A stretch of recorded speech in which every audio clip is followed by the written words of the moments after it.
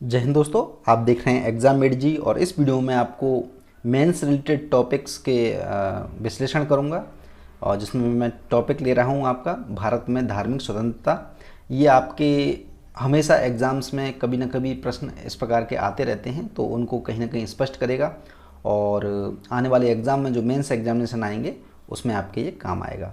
ठीक है, तो चलिए देखिए, प्रश्न पत्र 2 से संबंधित है ये। आप सभी को पता है प्रश्न पत्र दो के सिलेबस के किस टॉपिक से ये इंक्लूड किया जाएगा। तो ये किया जाएगा महत्वपूर्ण अंतर्राष्ट्रीय संस्थाएं व मंच, उनकी संरचना एवं अधिदेश, भारत के हितों पर विकसित एवं विकासशील देशों की नीतियों तथा राजनीतिक जो प्रभाव हैं उनसे रिलेटेड। ये जो हम टॉपिक अभी कवर करेंगे इससे रिलेटेड ये प्रश्न हैं। ये प्रश्न पहले से सुन लीजिए, फिर आपको ये क्या करना है, अपने घर पर बैठ करके इसे 200 शब्दों में या 150 शब्दों में लिखने का प्रयास करिएगा। थोड़ा सा आपको एक आइडिया लग जाएगा कि हाल ही में क्या घटनाएं घटित हुई हैं, और उसके आधार पर आप लिखने का प्रयास करिएगा। भारत अपनी धार्मिक स्वतंत्रता के लिए जाना जाता है। हाल ही की घटनाओं का उदाहरण देकर स्पष्ट करें। सिंपल सा प्रश्न है, ये आपको 150 या 200 शब्दों में से लिखने का प्रयास करिएगा। देखिए, पृष्ठभूमि क्या है, इस जो टॉपिक है भारत में धार्मिक स्वतंत्रता, उसको हम क्यों जान रहे हैं। तो अभी हाल ही में अंतर्राष्ट्रीय धार्मिक स्वतंत्रता पर अमेरिकी आयोग, जिसे क्या कहते हैं, US commission on international religious freedom, USCIRF ने क्या किया है, वर्ष 2020 की अपनी रिपोर्ट में भारत को सबसे निचली रैंकिंग दे दी है ना। और इसे विशेष चिंता वाले देशों CPC के वर्ग में शामिल कर दिया गया है। तब आपको ये चीज़ का पता होना चाहिए कि भारत में धार्मिक स्वतंत्रता दशकों से एक विवादित मुद्दा रहा है। ठीक है, केंद्र सरकार द्वारा हाल ही में कश्मीर से धारा 370 हटाने की वजह से उत्पन्न अराजकता एवं दिल्ली में हुए दंगों ने भारत की धार्मिक छवि पर पुनः एक दाग लगा दिया है। ये कॉन्टेस्ट है, यानी कि इस वजह से हम ये टॉपिक पढ़ रहे हैं। थोड़ा सा इस संस्था के बारे में जान लेते हैं, जो अमेरिकी संस्था है USCIRF।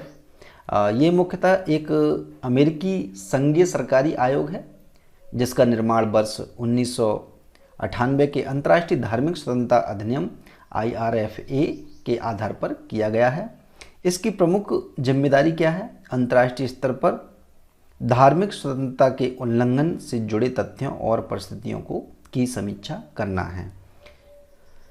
तो भारत पर धार्मिक असहिष्णुता के आरोप जो लगे वो कब लगे, उनसे रिलेटेड ये कुछ फैक्ट्स हैं जो आपको थोड़ा सा जानकारी हो जाएगी, तो लिखने में आपको आसानी हो जाएगी। USCIRF ने सूची में भारत को चीन, उत्तर कोरिया, सऊदी अरब और पाकिस्तान के साथ रखा है। आप थोड़ा सा इसमें देखने का प्रयास करिए कि भारत को चीन और उत्तर कोरिया से एक तरह से क्या किया जा रहा है, वहाँ पर कंपेयर किया जा रहा है, जो कि बिल्कुल भी सही नहीं है। ठीक है, हम आगे देखेंगे। विगत वर्ष सूची में भारत को टियर 2 देशों के रूप में वर्गीकृत किया गया था। वर्ष 2004 के बाद यह पहली बार है जब भारत को CPC श्रेणी में रखा गया है।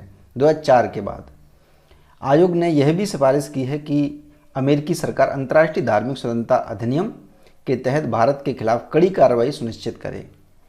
वर्ष 2019 में भारत में नागरिकता संशोधन अधिनियम, नागरिकों के लिए प्रस्तावित राष्ट्रीय रजिस्टर, ठीक है, NRC और CAA, धर्मांतरण विरोधी कानूनों और धारा 370 हटने के बाद से जम्मू कश्मीर की स्थिति की वजह से बहुत बड़े स्तर पर धार्मिक विरोध देखा गया। आप सभी को पता है, सभी परिचित हैं, भारत में रह रहे हैं, किस प्रकार से कुछ विरोध प्रदर्शन हुए थे।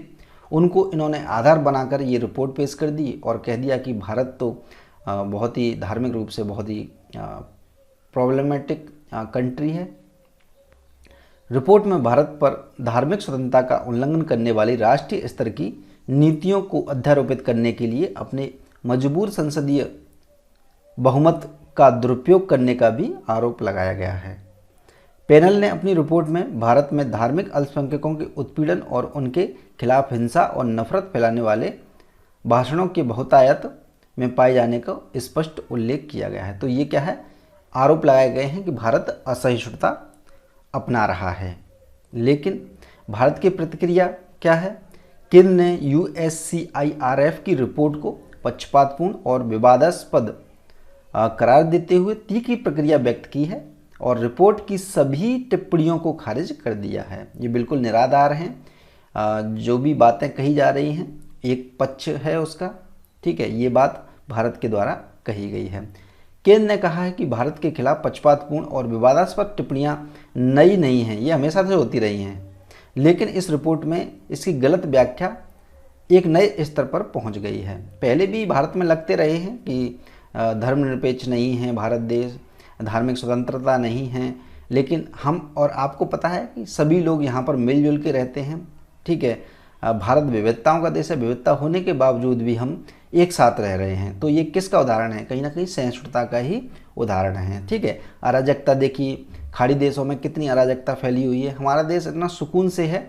कुछ घटनाएं घटित होती हैं, वो एक अलग पक्ष है, ठीक है, लेकिन भारत का क्या प्रतिक्रिया है उसके बारे में हम देख रहे हैं। भारत ने आरोप को गलत और अनुचित बताते हुए अपने आंतरिक मामलों में आयोग के हस्तक्षेप के अधिकार पर सवाल खड़े किए हैं, ठीक है। अमेरिका की धार्मिक सक्रियता जरा देख लेते हैं क्या है।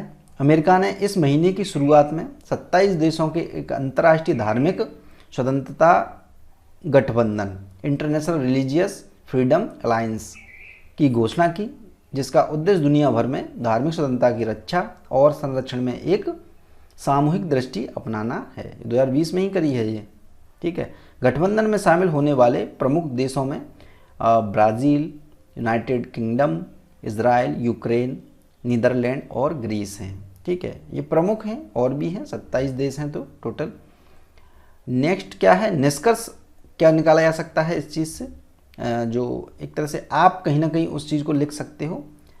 USCIRF पर भी मात्र ईसाइयों के उत्पीड़न पर ध्यान केंद्रित करने और मुस्लिम विरोधी और हिंदुओं से भयग्रस्त होने का आरोप लगता रहा है। इससे पहले इस पर लगता रहा है, वो केवल ईसाइयों का उत्पीड़न को ही देखता है बस, और मुस्लिम विरोधी है ये, ठीक है, और हिंदुओं से भयग्रस्त है। अतः आयोग की रिपोर्ट पर प्रश्न चिन्ह अवश्य खड़ा होता है, यानी कि इसे तथ्यात्मक नहीं माना जा सकता है, एक तरफा माना जाएगा।